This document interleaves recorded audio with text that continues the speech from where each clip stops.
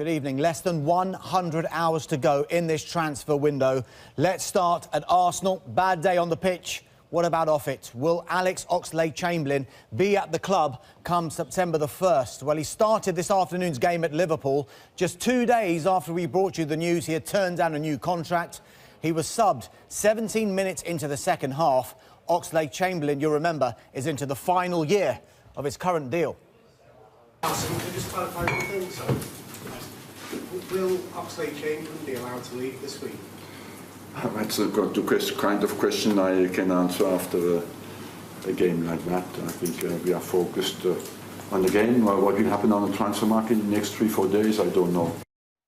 Could be such an eventful few days at the Emirates, couldn't it? Now, staying with Arsenal, and another player who is into the last 12 months of his contract, Alexis Sanchez, also started at Anfield. That was his first appearance of the season. He too went off at the same time as Oxlade-Chamberlain. Now, one man who didn't start was the defender Shkodran Mustafi. He was an unused substitute today. Inter Milan want the German international on loan with an option to buy. Sky in Italy are claiming Mustafi has agreed to join them. Wenger was asked if Mustafi would remain at the club, and he gave a similar response to when he was asked about Oxlade-Chamberlain. It's simply an answer he cannot give after a defeat like the one they suffered at Anfield. Now, staying with Arsenal and forward, Lucas Perez remains at the club for now, but there's still an expectation his return to Deportivo La Coruña will be completed before Thursday. Deportivo boss Pepe Mel says he's been told by the club's president that Perez will be joining. Now, defender Kieran Gibbs, well, he could be on his way out soon as well. Talks are continuing over personal terms after Watford agreed a fee with Arsenal. I'm told there's still some work to do on this one before any deal can be finalised. There could be 1 in and 2 out at Watford. They are listening to offers for winger Isaac Success, with Hull City his likely destination. Success, you'll remember, joined Watford from Granada for a then club record £12.5 million. Now, another departure at Watford could be Jerome Sinclair. Talks continue with Sheffield United over a loan move, though we are told a few other Championship clubs are interested. To the latest on the saga that is Diego Costa, Chelsea have said today nothing has changed in his situation, but could today's opponents provide a solution? Everton boss Ronald Koeman wants a striker. What chance Costa coming to Goodison Park? No, but I don't speak about names, about players. It's the media who's talking about Costa or other players. We are looking and we do our job, and hopefully we will arrange it for next week. I think Koeman wants Costa. Just throw it out there. What about departures at Everton? Could Kevin Morales' days at the club be numbered? He was not in the 18-man squad today and has just played 13 minutes in the league this season. Miralles was out because he is struggling to deal with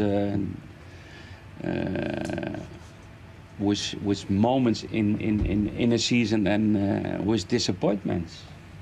And everybody can be disappointed, but I expect from everybody to be part of the team. And if somebody is showing that he's disappointed and his attitude is not the same, then I make decisions. Is he on his way out? Sorry? Is he on his way out? I don't know. He doesn't know. What about Ross Barkley? Well, we know that Chelsea and Tottenham are interested, and it may have been a good time for talks at Stamford Bridge today. But Koeman hasn't ruled out Barkley staying, as he confirmed there are still no offers on the table for him. Now, another potential arrival at Chelsea is Leicester's Danny Drinkwater. Injury has prevented the midfielder from featuring at all this season. He's been a long-term target for Chelsea, and it's thought he is valued at £40 million. We understand Drinkwater would like to move to Stamford Bridge. From a Leicester player who hasn't played this season to one who has completed 90 minutes in every Premier League game so far. Manager Craig Shakespeare says there's no news at present on winger Riyad Mahrez. Mahrez handed in a transfer request 12 weeks ago, and only Roma have come in for him. His preference is to stay in the Premier League. Staying with Leicester City, and could the forward Islam Slimani be on the move? Last week, Watford boss Marco Silva said he was interested. We're told today Monaco are expected to make an offer for the player, but that offer is dependent on one very big factor indeed. And that big factor His name is Kylian Mbappe. Monaco will go in for Slimani once they finalise the sale of Mbappe to Paris Saint-Germain. This one is complicated, though, given financial fair play rules. Mbappe could join on loan first with an agreement to buy next summer. The fee being discussed is £140 million. To Liverpool we go now. Big win over Arsenal today, and all achieved without you-know-who, Philippe Coutinho. The Brazilian still wants to go to Barcelona. Barcelona still wants him. Liverpool, though, are still standing firm. Coutinho is not for sale. Let's see if Barca go back in one more time before the window closes. The transfer window closes this week. The club have been very clear. Are you absolutely confident by the time the window shuts, nothing will have changed and he will still be your player? After a game like this, I'm very confident, but it's not about confidence in this situation. It's about what the owner said. In this moment, he's not available for us. But how you can imagine, if he would have been part of this game, probably would have not been worse. Learnt that they have pulled out of a deal to sign Sporting Lisbon midfielder William Carvalho. West Ham decided to walk away after Sporting refused to lower their £40 million valuation. West Ham also have concerns about Carvalho's fitness. Now, a senior source at the club said he just got too expensive and you have to say no sometimes. Also, he's not trained for 3 weeks. He has done no pre-season training, so he might have needed 4 to 6 weeks to be ready to play for us. So, West Ham and Carvalho deal off. News of a departure now from West Ham United, and the winger Robert Snodgrass has joined Aston Villa on a season-long loan. Sunderland and Birmingham were also interested. We understand Villa have the option to make the move permanent. The deal may pave the way for striker Ross McCormack to move to Sunderland. To the soap opera now, that is Diego Costa. The striker is still striking. Costa is still in Brazil and he's still refusing to come back to Chelsea. He's still, though, getting picked to play with his mates. These are the pictures of Costa out in Brazil. He only wants to return to Atletico Madrid, but they don't want to pay the £50 million asking price. And what's more, they are banned from registering players until January. One player who isn't training still is Diego Costa. What's the latest situation there?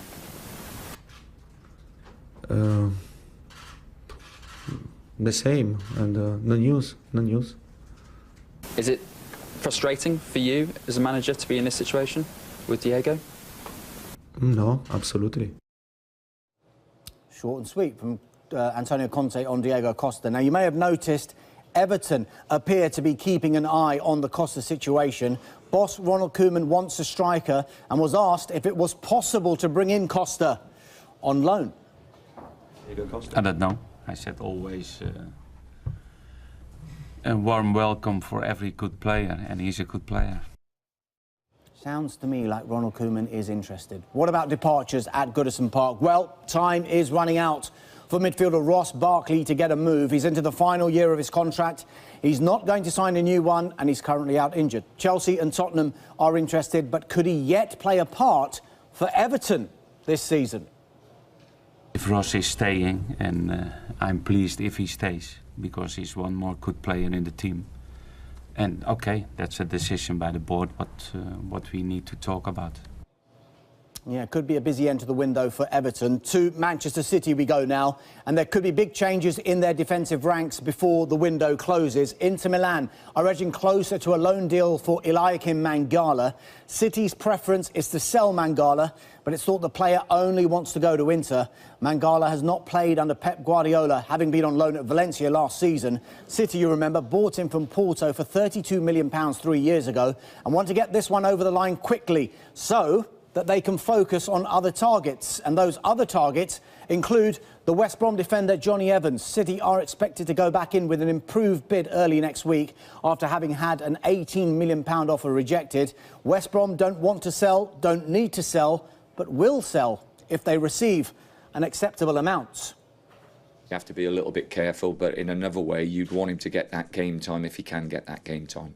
Has there been any other contact from Man City? Have they upped their bid at all? Again, John and the directors would be dealing with that.